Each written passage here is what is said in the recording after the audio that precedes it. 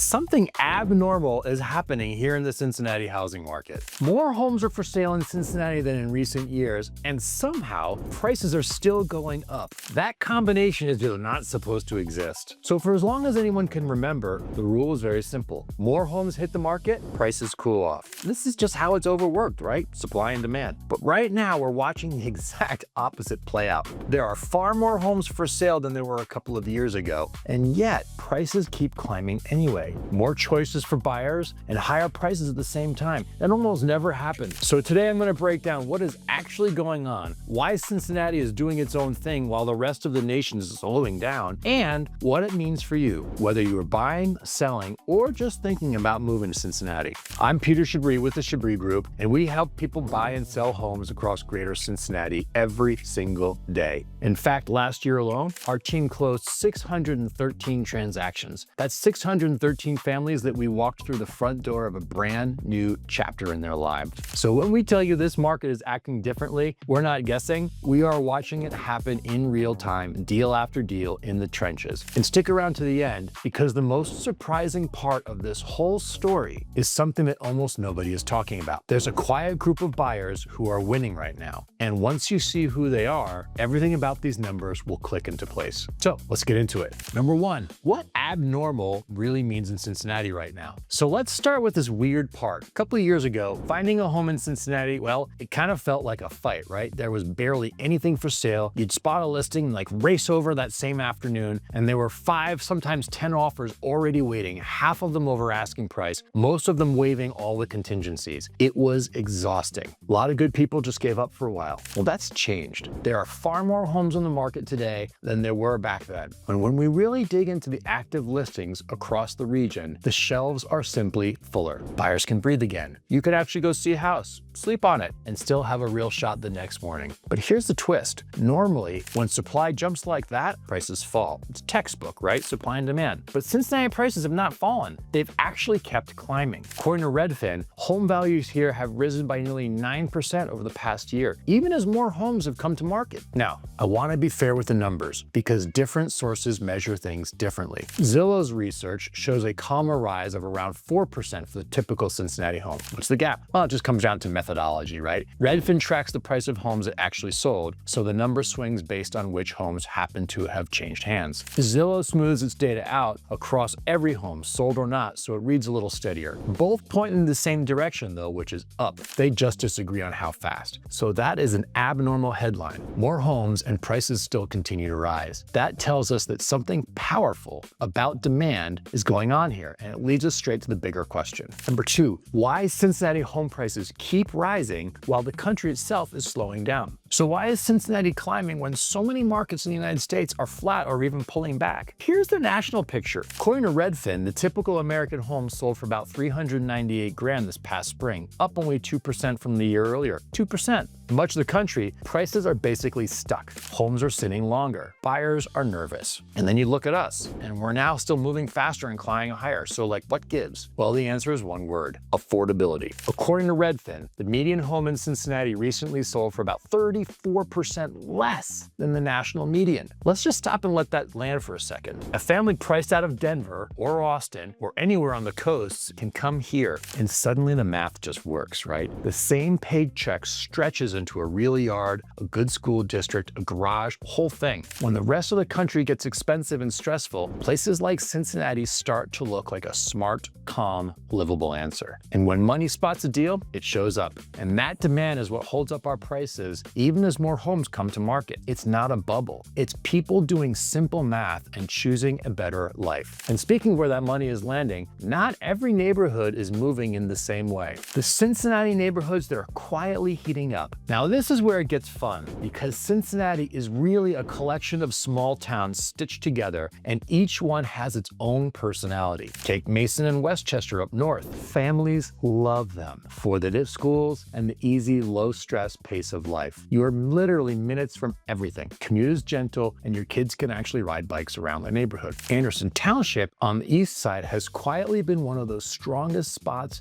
in the whole region. Kind of place where people move and kind of never leave. And then there's Montgomery, which sits at the top end of the market. The median home price there is around $729,000, while greater Cincinnati as a whole is closer to about $310,000. So this is a huge spread inside of one metro, and it tells you something important. Whatever your budget is, there is probably a Cincinnati neighborhood that fits it. Closer in, Hyde Park offers that classic walkable square with shops and restaurants and gorgeous old homes. And Blue Ash, it keeps living on the best places to live nationally for a reason: parks, jobs, and that easygoing suburban feel. Now, downtown is getting better every year with new dining, music, and energy that did not exist a decade ago. When we spend time down there now, it totally feels like a different city than the one a lot of us remember from even a couple of years ago. And so the point is that Cincinnati market is not one market. There are many, many markets, and knowing which neighborhood fits your life is the whole game.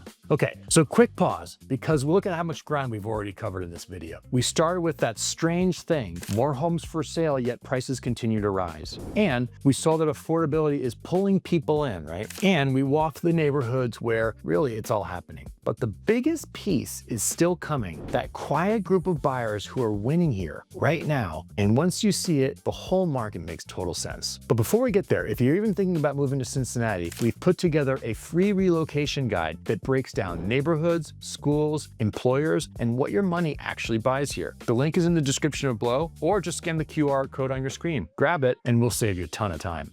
All right, let's get back to it. Number 4, what this market actually means if you're going to buy in 2026. Okay, so let's talk about buyers, because the news here is better than it has been in a long time. You've got some more homes to choose from, and you've got some room to negotiate more than buyers did just a few years ago. That pressure to waive all the contingencies and overpay in a panic, that's eased a lot. You can again ask for things. We're seeing sellers help with closing costs and rate buy downs in some areas, and that'll lower your monthly payment, especially in those first few years. That stuff adds up into real money in your pocket. On rates, here's where we stand. According to Freddie Mac, the average 30-year fixed mortgage rate was about 6.5% in mid-June, down from roughly 6.8% a year earlier. So rates have eased a little bit, and they've been hanging in the mid-6s for a while now. So no, they're not the kind of rock bottom numbers that we all enjoyed a few years back, and waiting for those to return could mean missing out on today's inventory equity. Smarter play is to focus on the home, right? And the payment you can live with, and then refinance later if the rates drop.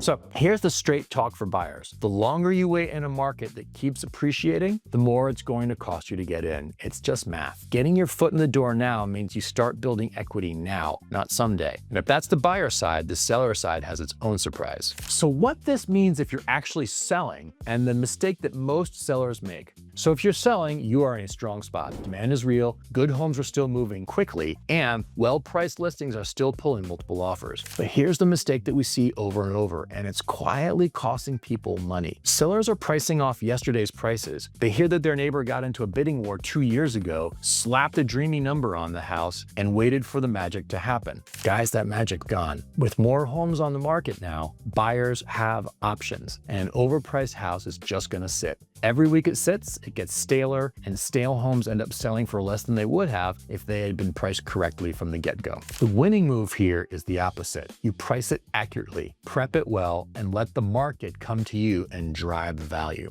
When we list the right home that's clean, staged, and priced right with the right data behind it, that's when we see the offers stack up. And the sellers who treat pricing as a strategy rather than a wish are the ones that are cashing in right now. So that's gonna cover buyers and sellers, but there's one group that we have not talked about yet, and they are actually the real story. Number 6, the thing that nobody talks about and why out-of-town buyers are quietly winning here. Okay, so here it is, that part I promised. The buyers that are winning in Cincinnati right now are the ones that are coming in from elsewhere. Think about it for a second. We have so many people relocating here, right? Professionals are getting transferred in, families are leaving expensive metros, and folks who did the math realize that their salary just goes much further in Ohio. And to a local, $310,000 home feels like a real number if you've got to stretch for it. But for someone who's selling some small condo in a high-cost city, that same home feels like a steal. They're going to show up with strong offers and full confidence, because compared to where they came from, Cincinnati is a bargain. This is a big part of what keeps our prices climbing even as more homes come to the market. It's not just locals competing with locals anymore. It's the whole country discovering that one of the most livable, affordable, family-friendly cities in America has been sitting right here in the Midwest the entire time. The census numbers show in our region steadily holding and growing population, and quiet, steady inflow is the engine under all of this. Once you see the growth in population from inbound transferees, that abnormal market is not so abnormal at all. It makes perfect sense. So let's zoom back out. That strange thing we opened with, more homes for sale and prices still rising, it's really just demand meeting affordability. People want what Cincinnati offers. A great place to raise a family, homes you can actually afford, and an easy, low-stress way of living. And they're willing to pay for it. So here's the biggest mistake we see on both sides. Buyers are waiting for a perfect moment that may never come, and sellers are pricing for a market that has already moved on. Both are reading yesterday's news in today's market. Lesson is simple. Use current, real numbers and act with a plan instead of a hope. So here's your one small step. Pick a neighborhood from this that you have no strong opinion about. Maybe it's Mason or Anderson or Blue Ash or Hyde Park, any of them. And go spend a Saturday there. Walk it, grab a coffee, picture your life on that street, because the right neighborhood is not just an address. It's the morning routine, it's the weekend walks, and it's the place where your kids grow up. The right choice here does not just buy you a house, it buys you the life that you have been picturing. So if any of this has hit home, this is exactly what we do every single day. Whether you're buying your first place or selling and trading up, or maybe you're moving in from across the country, our team helps people navigate this exact moment. Please reach out to the Chabris group. Our info is in the description, and let's just talk through your move, right? With some real local insight and zero pressure. And if you want to know where to plant your roots, watch this video next, where I'm going to break down one of the best places to live in the whole state. Yes, the whole state. Go check out Blue Ash, Ohio. Is it the best city to live in Ohio in 2026? I'll answer that question, and I'll see you there.